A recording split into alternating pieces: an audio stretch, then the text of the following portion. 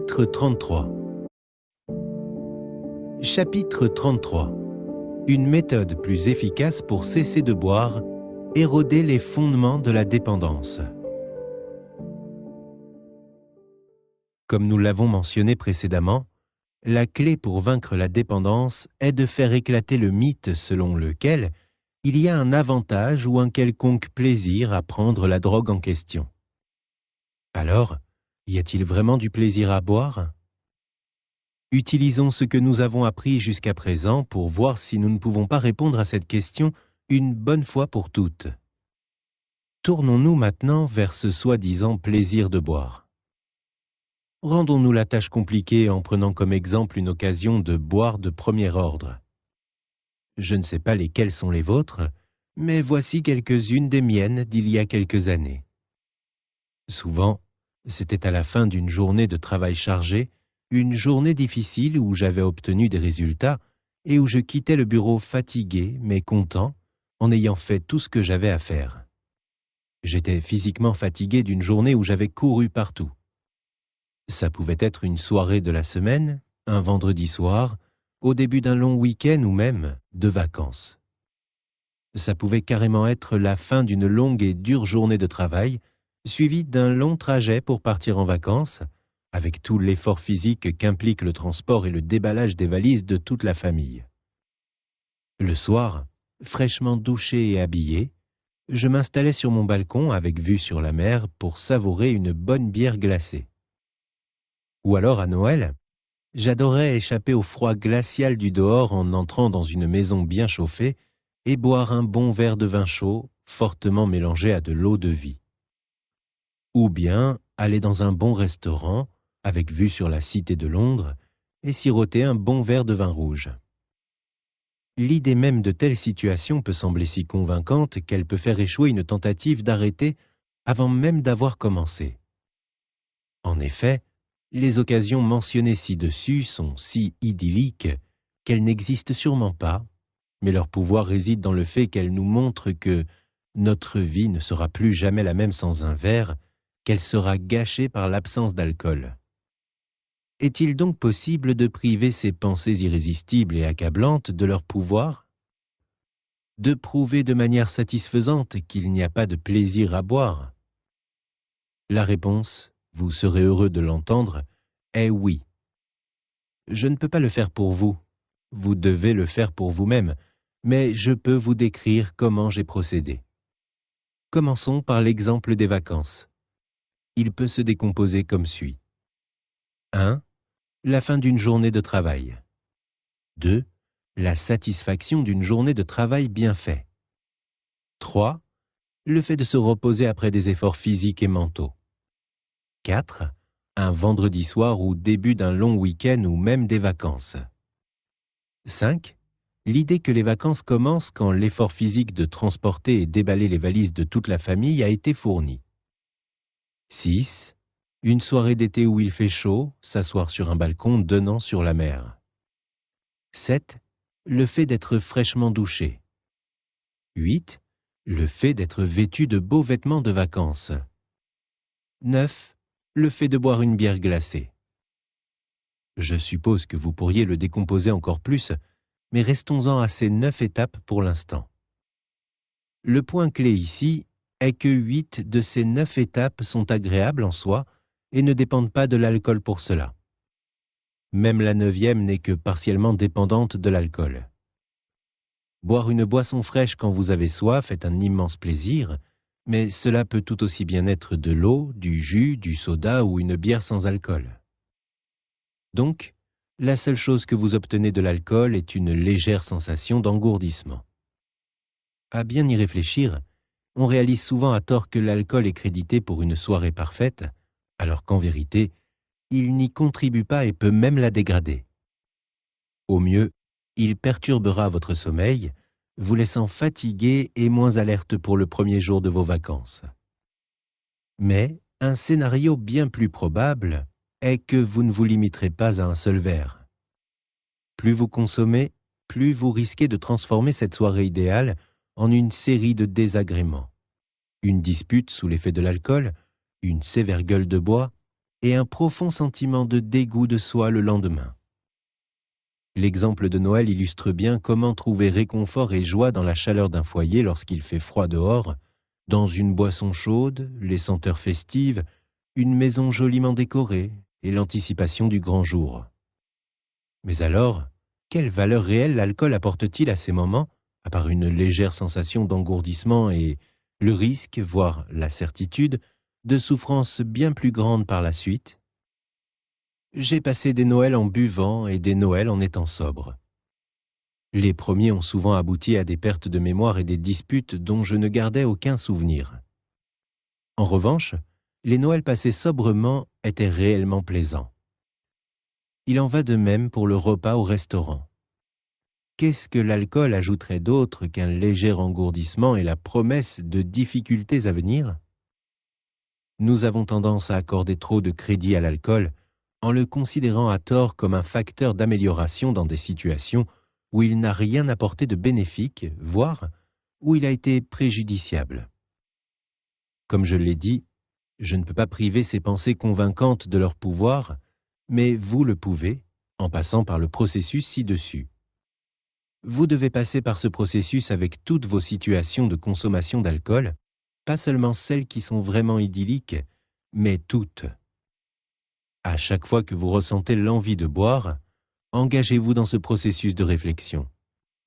Pensez au barbecue, aux vacances, au retour à la maison après une journée de travail, au passage devant le bar ou le supermarché, à un repas, à une sortie entre amis, à une dispute avec votre conjoint ou partenaire, à la perte d'un être cher, à un voyage d'affaires ou à une sortie au restaurant.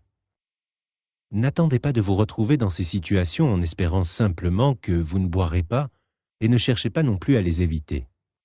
Préparez-vous avant même qu'elles n'arrivent. Voyez maintenant comment vous allez y faire face ou comment vous allez en profiter sans boire un verre. Imaginez comment vous les affronterez et les apprécierez d'autant plus sans alcool. En tant qu'être humain, vous avez le bénéfice de l'imagination. Imaginez-vous profiter d'autant plus de ces différentes situations sans alcool, sans l'ivresse et tous les inconvénients qui y sont associés, en sachant que vous ne perdrez pas le contrôle, que vous n'aurez pas une dispute, que vous n'aurez pas une nuit agitée, que vous ne vous réveillerez pas plein de haine, d'inquiétude, de fatigue et de désespoir. Cela prend du temps et cela demande des efforts, mais c'est faisable. Et la récompense n'est rien de moins que la fin de la dépendance.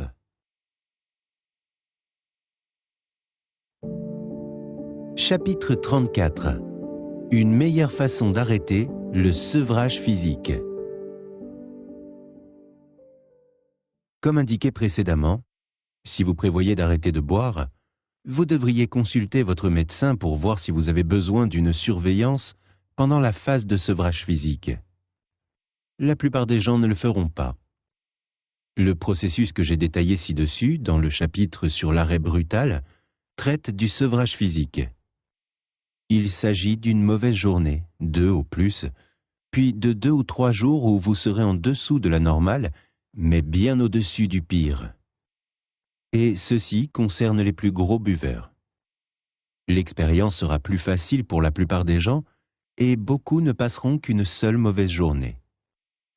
Quelle que soit la catégorie à laquelle vous appartenez, il n'y a pas de solution facile. Vous devrez simplement être prêt à souffrir pendant 1 jour ou 2. Passez le temps du mieux que vous le pourrez, et si vous pouvez focaliser votre attention sur un livre ou la télé, faites-le. Cependant, si vous êtes crispé et que vous tremblez, vous ne pourrez pas le faire. Mangez et buvez quand vous le pouvez, et allez vous promener si vous le pouvez. N'importe quel exercice vous aidera non seulement à passer le temps, mais aussi à augmenter vos chances de dormir un peu. La première nuit est la pire. Rester éveillé, nerveux et malheureux, regarder l'horloge et voir passer chaque seconde, ce n'est pas la meilleure façon de passer la nuit. Si vous arrivez à dormir, vous faites mieux que moi. Tout ce que vous pouvez faire, c'est vous rappeler que ce sentiment disparaîtra bientôt, que vous ne l'aurez plus jamais et que cette première nuit est la pire que vous allez subir. il existe des discussions sur Internet pour les alcooliques et les buveurs problématiques. Compte tenu de la nature de l'alcoolisme et grâce au fait que ces forums sont fréquentés par des gens du monde entier, vous y trouverez toujours quelqu'un avec qui parler, peu importe votre fuseau horaire. Cela peut être une bonne façon de passer le temps. Soyez conscient que les individus qui n'ont ni écouté ni compris les enseignements de ce livre pourraient vous offrir des conseils bien intentionnés, mais inappropriés pour arrêter de boire. Même s'ils agissent avec les meilleures intentions, si leurs recommandations vont à l'encontre des stratégies et informations validées scientifiquement présentées ici, il est préférable de les ignorer et de rester fidèle à votre choix. Se rappeler des avantages concrets et significatifs que vous allez bientôt expérimenter sera une source de motivation supplémentaire pour surmonter cette période. Chapitre 35. Les avantages d'arrêter de boire. Le bénéfice le plus significatif d'arrêter de boire est, de loin, la régénération de votre santé physique et mentale à son optimum. Beaucoup sous-estiment à quel point notre bien-être mental dépend directement de notre état physique. La gueule de bois, le manque de sommeil et la dégradation physique nous laissent généralement incapables de faire face à la vie. Après seulement quelques jours d'arrêt, votre qualité de vie s'améliorera considérablement et elle continuera de s'améliorer pendant un certain temps. Un autre avantage majeur est de reprendre le contrôle de votre vie, de retrouver l'estime de soi perdue, de savoir que vous avez résolu le plus gros problème de votre vie. Rapidement, vous constaterez un retour à un bien-être physique et mental, vous rendant mentalement et physiquement plus robuste, mieux armé pour gérer le stress et les défis quotidiens. Rien que cela est une raison suffisante d'arrêter. À mesure que votre santé physique et mentale s'améliore, vous vous sentirez même mieux qu'à l'époque où vous consommiez de l'alcool. Mais il y a encore de nombreux autres avantages à arrêter. Aucun buveur n'apprécie pleinement l'effet que sa consommation d'alcool a sur les autres. Un buveur souffre continuellement d'un manque de sommeil et d'un sentiment d'anxiété et d'inquiétude. Pensez-vous qu'il serait facile de supporter ou de vivre avec quelqu'un qui est constamment anxieux et fatigué ? Ces gens sont irritables et désagréables. Le buveur en question agit de cette manière non pas de manière intentionnelle ou en ayant conscience de son comportement. Il se trouve dans un état où tout lui paraît énervant, ce qui entraîne des disputes et des querelles incessantes sur des futilités. Il attribue cette irritation aux personnes qui l'entourent, convaincu qu'elles sont le problème, sans réaliser que la véritable cause réside dans son propre comportement affecté par l'alcool. L'une des choses extraordinaires que j'ai découvertes quand j'ai arrêté de boire, c'est que je n'étais pas la personne impatiente et intolérante que je croyais être, et que le monde n'est tout simplement pas aussi agaçant que je le pensais. Rien que cela a eu un impact extrêmement positif sur mes relations personnelles et sur ma qualité de vie en général. Si le buveur ne souffre pas du sevrage de l'alcool qui le rend irritable, il boit, ce qui est encore pire. Quand on est sobre, les gens ivres sont irritants, c'est un fait. Et quand je dis ivre, je ne parle pas seulement d'être ivre-mort. Même les gens qui n'ont bu que quelques verres peuvent être irritants quand on est sobre. N'oubliez pas non plus que les émotions deviennent incontrôlables lorsque nous buvons.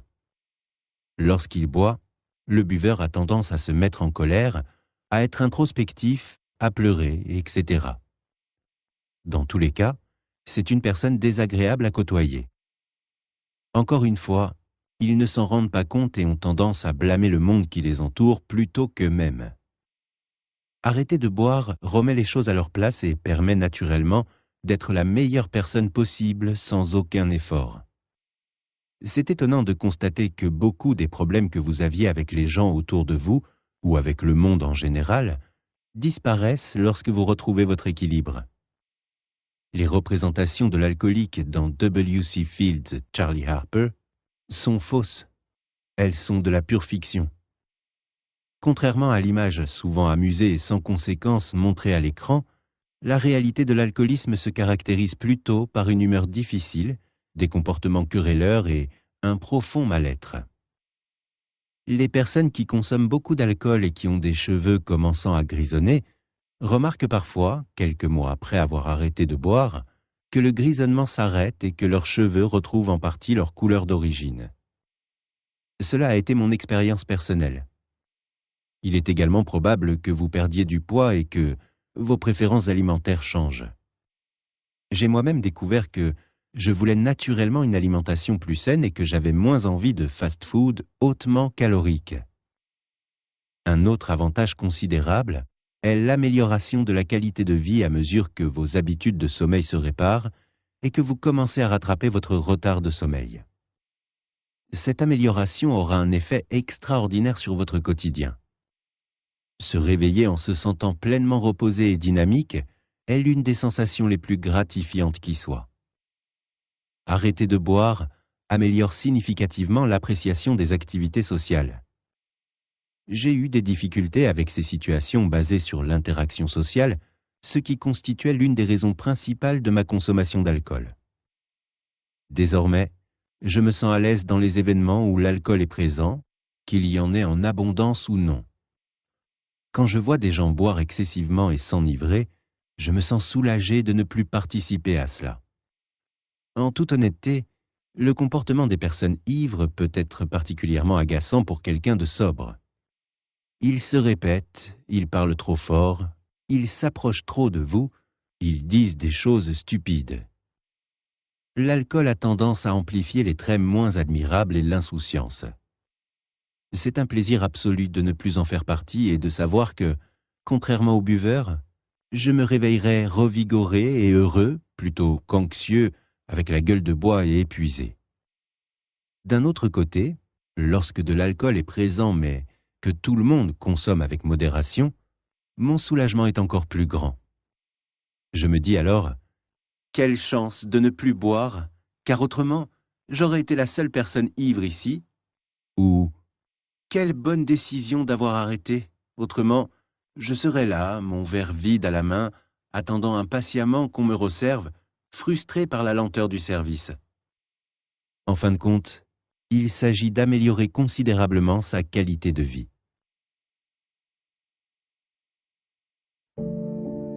Chapitre 36. Conclusion.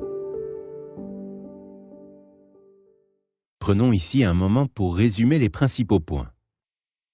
1. L'alcool est un anesthésique et un dépresseur. Le cerveau humain y réagit en libérant des stimulants pour contrer les effets dépresseurs de l'alcool. Chaque fois que nous prenons un verre, le cerveau fait cela de manière plus efficace, ce qui fait qu'avec le temps, l'effet secondaire désagréable de la consommation d'alcool devient plus prononcé et fait surface de plus en plus rapidement à mesure que nos années de consommation s'écoulent.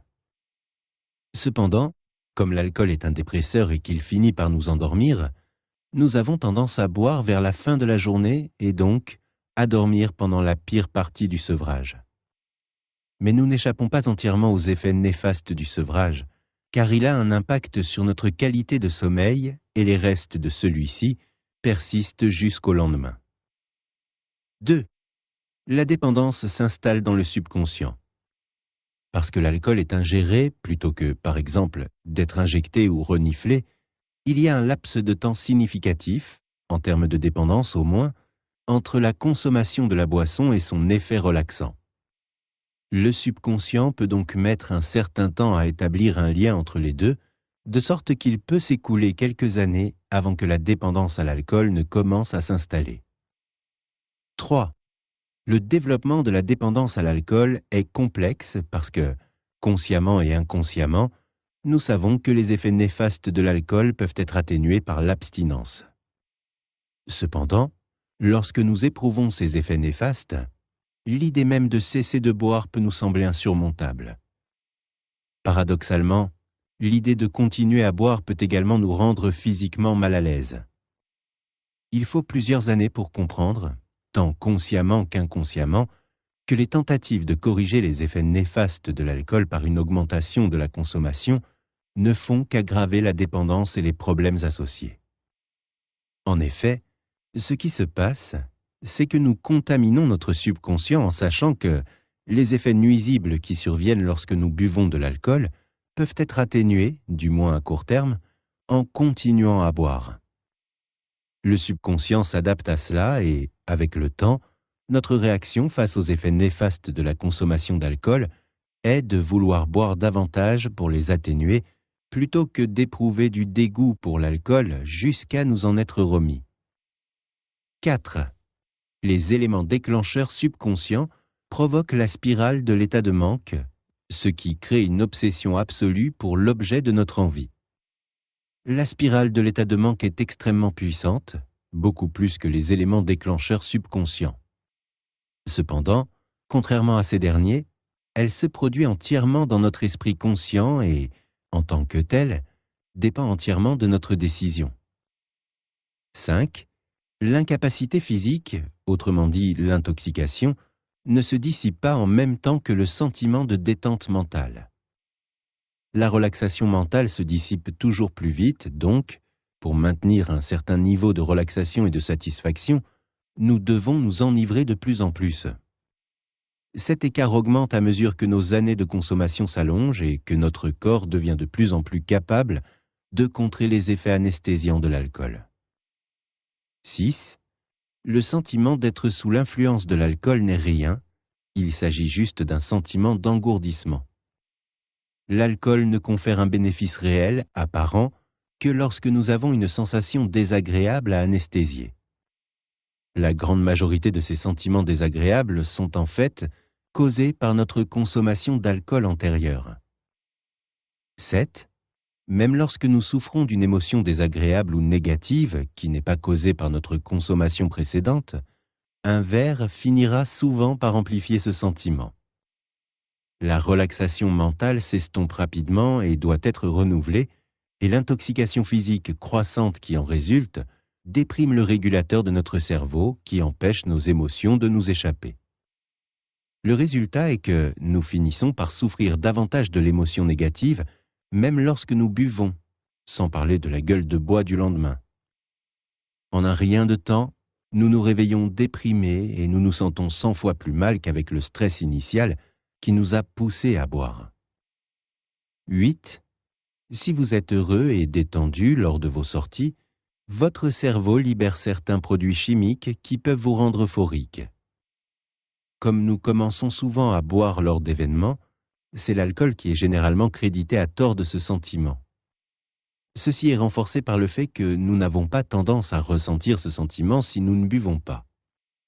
Cela est en fait causé par le fait que, lorsque nous ne buvons pas, nous nous sentons mal à l'aise et ne sommes donc pas détendus. 9. La dépendance à l'alcool se produit essentiellement lorsque le cerveau se rend compte, tant au niveau conscient que subconscient, que les effets néfastes de la consommation d'alcool précédente peuvent être corrigés par une consommation accrue. Cette leçon ne peut jamais être désapprise.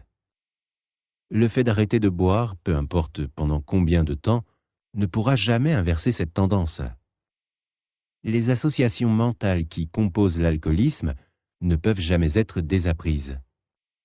Si vous êtes arrivé au stade où vous savez instinctivement que la sensation désagréable créée par une boisson alcoolisée peut être soulagée par une autre boisson, alors vous ne pourrez jamais reboire normalement, que vous ayez arrêté il y a une semaine, un mois, une année ou 50 ans, car les associations mentales demeureront. 10. L'alcool détruit le sommeil. Même une seule boisson alcoolisée interrompt le sommeil naturel. 11. L'alcool n'a pas bon goût. Tout être humain est naturellement repoussé par celui-ci. 12. Notre perception de notre propre consommation d'alcool change avec le temps. Plus nous nous éloignons de notre dernier verre, plus le regard que nous portons sur cette partie de notre vie est tendre et favorable. La vraie réalité s'estompe et nous en arrivons à avoir une plaisante fantaisie de ce à quoi ressemblaient nos années d'alcoolisme. 13. L'agonie mentale de l'arrêt repose entièrement sur la croyance que la vie sera moins agréable sans boire, ce qui est en soi fondé sur la croyance qu'il y a un véritable plaisir à boire.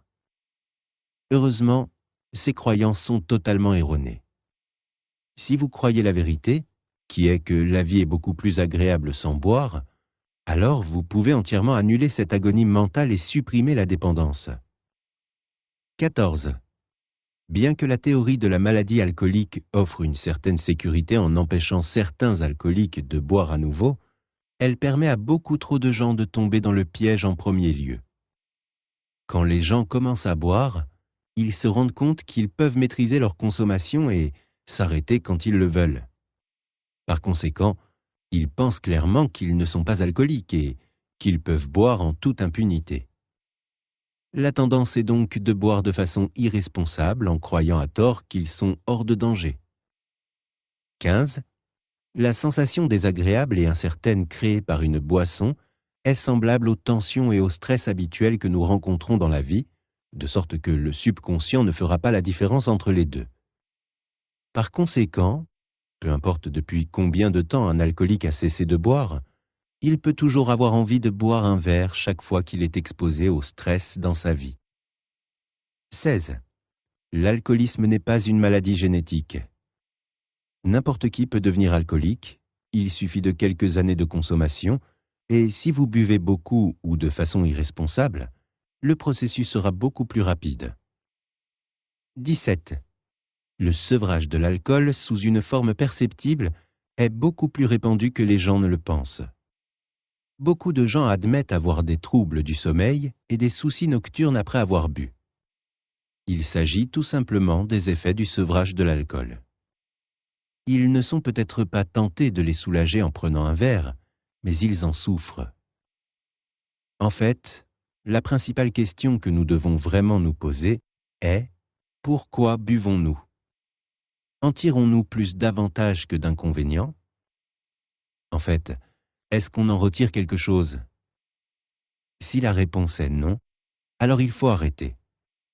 Le problème est que le sentiment d'insécurité et d'anxiété causé par la consommation d'alcool survient quelque temps après la consommation elle-même, et en fait, l'effet secondaire immédiat de cette consommation est que ce sentiment diminue légèrement. Ainsi, chaque fois que nous buvons un verre, nous associons celui-ci à l'élimination temporaire du sentiment d'anxiété et nous sommes amenés à penser que le verre est en réalité un ami plutôt qu'un ennemi. En fait, chaque boisson que vous prenez dans votre vie renforce la leçon erronée dans votre esprit conscient et subconscient, de sorte qu'en quelques jours, semaines, mois et années, vous devenez de plus en plus dépendant à l'alcool. Vous êtes de plus en plus disposé à boire davantage plutôt que moins. Et chaque fois que vous rencontrez du stress ou un malheur dans votre vie, vous pensez qu'un verre vous aidera, qu'il éliminera ce sentiment de vide et d'insécurité. Et le fait est qu'il le fera, mais seulement temporairement. Alors ce sentiment reviendra, plus fort qu'avant, et la seule chose qui vous en débarrassera, c'est un autre verre ou des drogues de plus en plus fortes. C'est pourquoi la toxicomanie est également associée à la consommation d'alcool. Beaucoup de gens se rendent compte, consciemment ou inconsciemment, quand ils boivent, que la boisson ne fait tout simplement pas ce qu'elle devrait faire, car le corps devient de plus en plus habile à contrecarrer l'alcool avec des stimulants. Cela, combiné à la tendance de l'alcool à éliminer notre peur et à nous pousser à agir imprudemment, nous rend plus enclins à passer à des drogues plus dures. La question que nous devrions nous poser n'est pas de savoir si j'ai un problème et si j'ai besoin d'arrêter, mais est-ce que le jeu en vaut la chandelle? La réponse à cette dernière question est non. Si vous avez trouvé ce livre utile, aidez les autres à en profiter en faisant passer le mot. Veuillez prendre le temps de laisser un commentaire sur Amazon, qui est la principale plateforme marketing de ce livre. Chaque critique peut faire une énorme différence. Le site web www.alcoolexplique.fr contient également un PDF des 5 premiers chapitres du livre qui peut être lu gratuitement. Veuillez envoyer le lien vers ces chapitres à toute personne qui, selon vous, pourrait trouver ce livre utile ou intéressant. Il est possible que, comme je l'espère pour beaucoup, ce livre exerce une influence significative et positive sur la vie des lecteurs en leur offrant une compréhension simple et claire de sujets auparavant jugés insondables. Mon plus grand espoir est que ce livre apporte un bénéfice réel aux personnes qui ne peuvent profiter de ces enseignements que s'ils en sont informés. Je vous remercie de bien vouloir partager cette œuvre avec votre entourage. De plus, vos retours, impressions ou interrogations sont grandement appréciés. N'hésitez pas à me les faire parvenir via le site web associé au livre.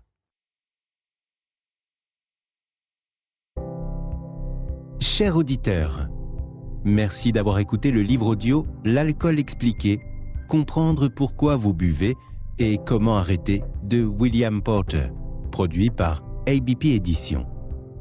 Si vous avez aimé ce livre, veuillez laisser votre commentaire sur audible.fr. Votre opinion est très importante pour nous, car cela nous aide à améliorer la qualité de nos livres. Téléchargez d'autres livres sur le même sujet, Pourquoi nous dormons de Matthew Walker et Medical Medium d'Anthony William.